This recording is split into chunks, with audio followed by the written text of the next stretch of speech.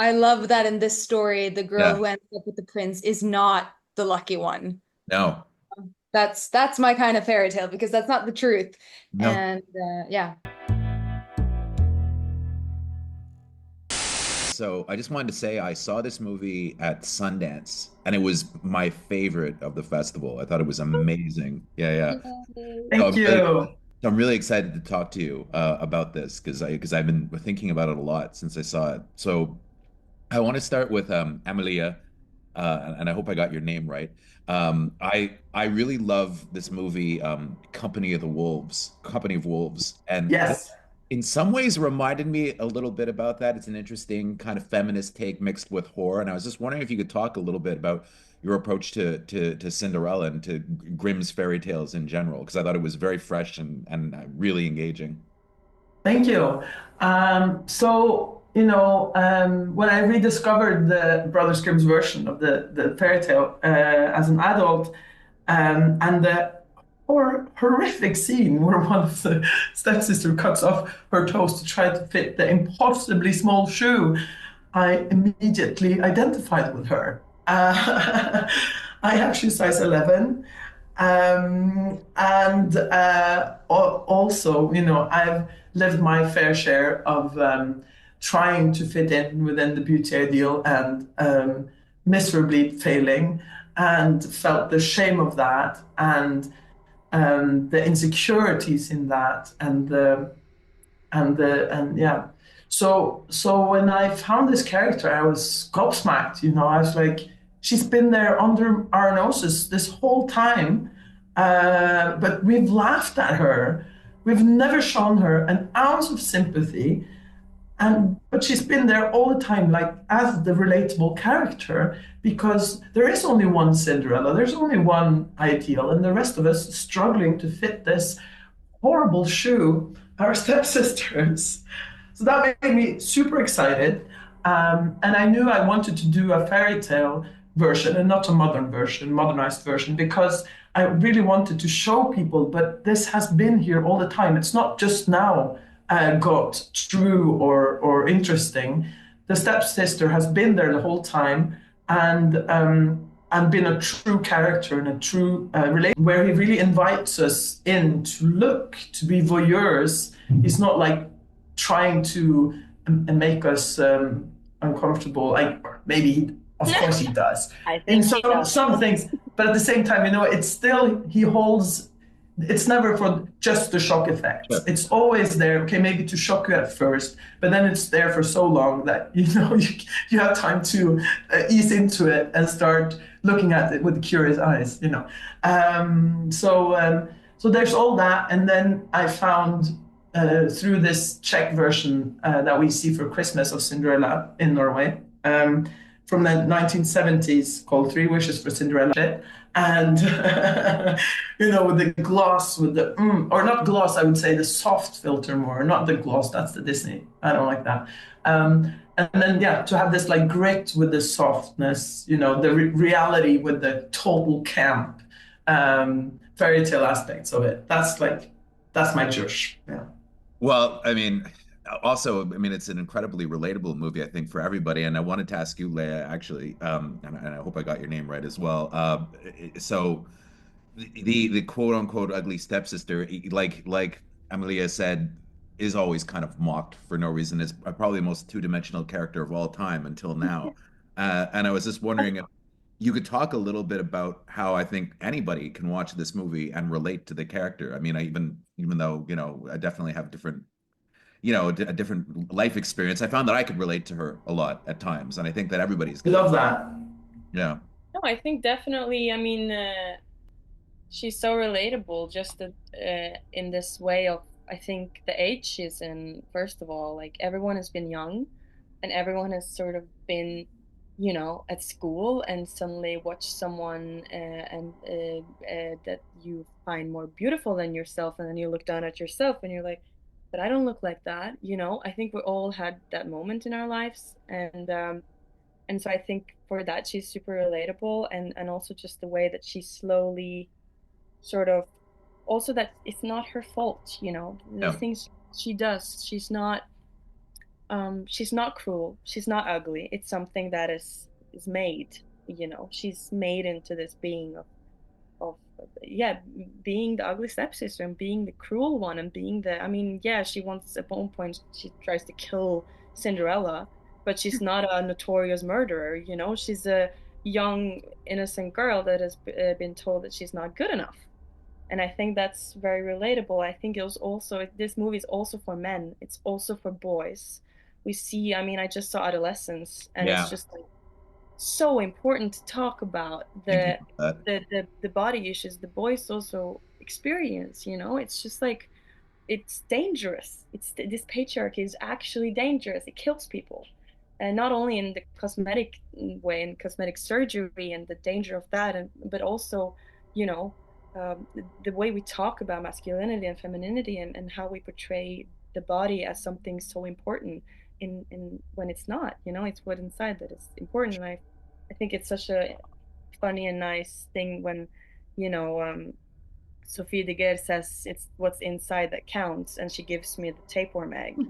It says a lot about the society we live in. Okay, yes, but Yeah, how they twist the language, I think that's an important thing for me too to touch upon is like, just quickly, like the beauty industry, right? They tell us that you can only get beautiful by buying beauty products because beauty is not something we have inherently in ourselves.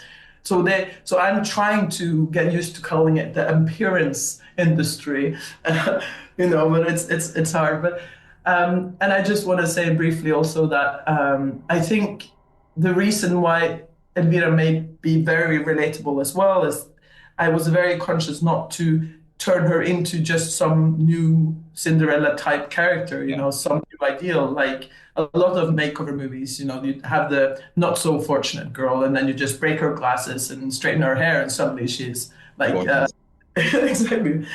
And I didn't want to make her the kind, character either.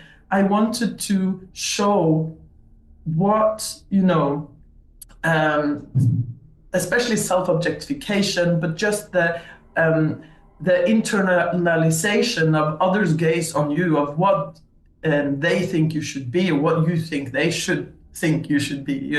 How this can make you very sad, depressed, and in terms, or later on maybe also so self-obsessed that you don't see other people. You become selfish, somehow in your pursuit, because you only compare yourself with others all the time, right? And this insecurity like really eats you up from the inside. Yeah. Well, it's funny because that actually parlays exactly into the question I was going to ask Thea. Because Cinderella, she's, excuse me, outwardly, beautiful and the ideal that everybody, kind of tries to measure up to. But in its own way, and I think the movie does a good job showing that, her beauty or her situation is a bit of a trap and a bit of a prison of her own, right? And she's not necessarily the person who's going to live happily ever after, because what's the best thing could happen? She gets the prince who's a total douchebag. I know. I love that in this story, the girl Yeah. who ends up with the prince is not the lucky one. No. That's my kind of fairy tale because that's not the truth. No. And yeah. And also, I have to say, one of the things that I loved the most about the movie was I thought that it had one of the best soundtracks I've heard in. Yay. Why don't you talk to me a bit about that? Because the soundtrack was incredible. Oh, I love that you say that. Thank you so much. Yeah, so it started with, my fascination for everything 70s. And and I also had this idea that, how to get out of to just make a costume drama. Because when you do just like from 2025 making something set in the ish 1800s, it can feel very costume drama-ish, right? And I wanted to get out of like the need for timely accuracy. So I got this idea that I would kind of like project our passions and ideas like through the lens of the 70s onto the 1800s to make kind of this camp, a bit weird, timeless, once upon a time feeling. And I was totally obsessed with that. Very, love that. um, and then I wanted to do that with the music as well. And I got this Norwegian composer called Koda, who has all the greatest synths ever in the world, to start working on that. But then at a test screening, when I saw the first like 10 minutes of the movies with an audience with this like 70s, very 70s, heavy 70s soundtrack, on the dream, especially the fantasy with the prince, it's like loving 70s music, I was like looking around thinking, do they understand that I know that this is total camp, that there's humor here? Because somehow it became pastiche and it became flat. It was like, oh, someone wanted to make a wannabe 70s movie, and there was the kind of the audience's awareness of me was lacking a little bit, because it felt like I was hiding behind the 70s. And then me and my editor had this idea that we needed something modern. Also, I shied away a lot from very modern stuff in there, because I don't like it when the anachronisms become too like punchy. But we were like, but we have no kind of real message saying, hello, there's a modern woman behind here wanting to talk to you. So we found, actually the day after, we found this beautiful soundtrack, or actually an album by Vilde Tuv called Melting Songs. And we started playing with it, and it was just so cool because that's what we use mostly for the Elvira's fantasies and To the Ball, and like it's so girly, but at the same time, quite hard. And I love that. It's like has the soft, but also the hard, like almost like techno feeling to it. And then which makes Elvira's like desperation seem so nice. And then it's both like totally sincere, but it has this ironic twist to it, which is, that's me. I'm very sincere, but I'm also very ironic. One last question, and I want to know, and anybody can answer this, is for everybody. Why do you think right now body horror is having such a moment, like between the substance and between, Ugly Stepsister? I think the return to prominence of Cronenberg, and I think that it's become kind of the new, it's in vogue a little bit, but I think that it's become more relevant than ever, kind of. And I was just wondering if anybody had any thoughts on that. It's for anybody to answer. Sorry. I guess that's the body horror fanatic. I will try to answer it. Sure. It's hard to say, but if I would make up a theory on my feet, I would say it's Julia Decono, Coralie Frejat, me, and also a few others who have made feminist body horror, like pushing that envelope, although it has maybe not hit as big. We're a generation of female filmmakers. Really, there's more of us, so I guess there's also more different people. But I guess we're quite angry, Yeah. And we are at this point now where we are quite emancipated. We have had, the possibility to see a lot of different cinema as well. Not only the ones that were in cinemas, right? Because we've grown up with the internet, and we have all fallen in love with body horror because being a woman today is, and it has always been, it's a very bodily experience. And I think there's a real rage around that.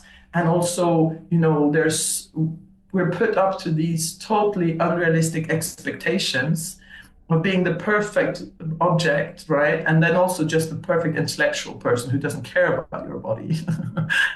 But really, I think we're angry and we're ready to kind of not just talk about it, because we've talked about it for a long time, but it doesn't seem to change.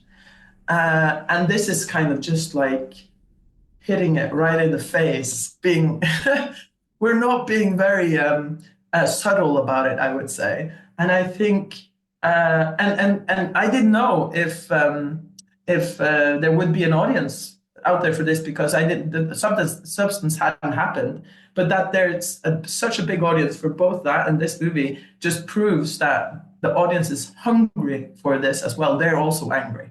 Yeah. Well, I mean, the audience I saw it with at Sundance was incredible. I'm sure that the film is going to be a smash. Well, thank you very much for talking to me. I really enjoyed speaking to all of you. Thank you too, Chris. Like I said, I love the movie, and I really can't wait to see what you do next. Oh, thank you so much. That means a lot. Bye. Bye. Okay, bye.